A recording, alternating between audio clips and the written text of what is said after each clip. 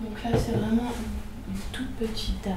Donc je vais lui injecter 6 litres, pas plus. Donc, je sors mon matériel.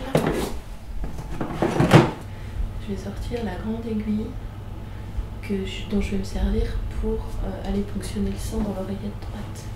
Donc là je vais faire mon mélange. Donc je mélange des fluides d'injection à base de formaldéhyde.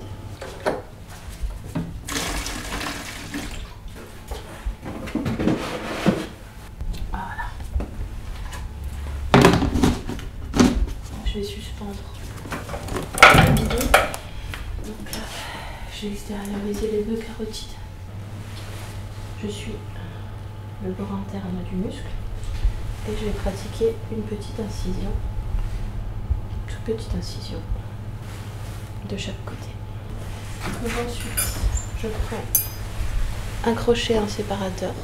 Avec le crochet, je creuse. Avec le séparateur, j'écarte la chair.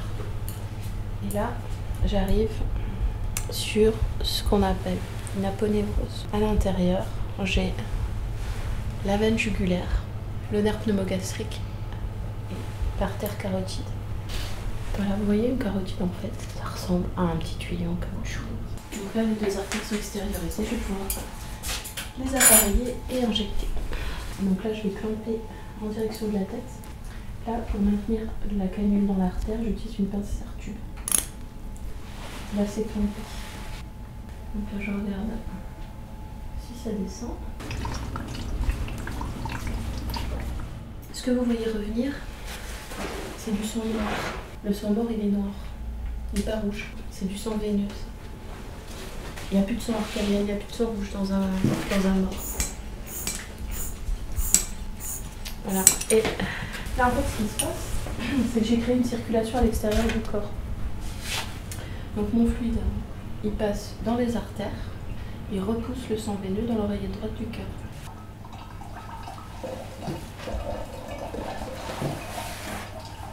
Je vais injecter, je vais ponctionner tous les viscères thoraciques et abdominaux, ce qu'on appelle la ponction générale.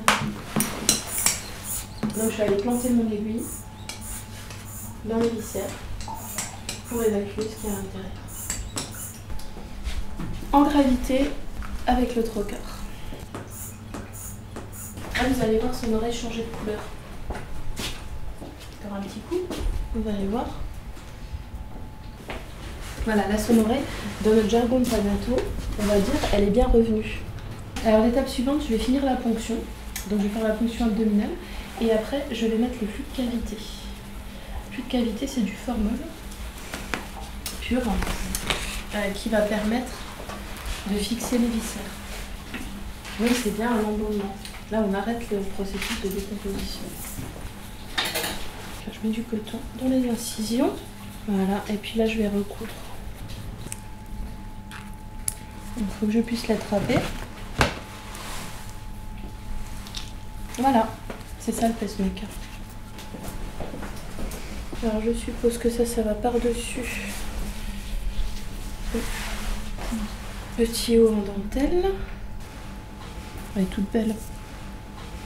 Ça, c'est ses taches. Hein. Il ne faut surtout pas que je lui cache ses taches. Sauf ça, c'est pas une tache, ça c'est une petite croûte. Donc ça, je peux lui maquiller. Voilà, il va me rester le chapelet. Et après, elle sera prête. Généralement, ils portent le chapelet façon déco. La vraie manière de mettre un chapelet, c'est comme ça.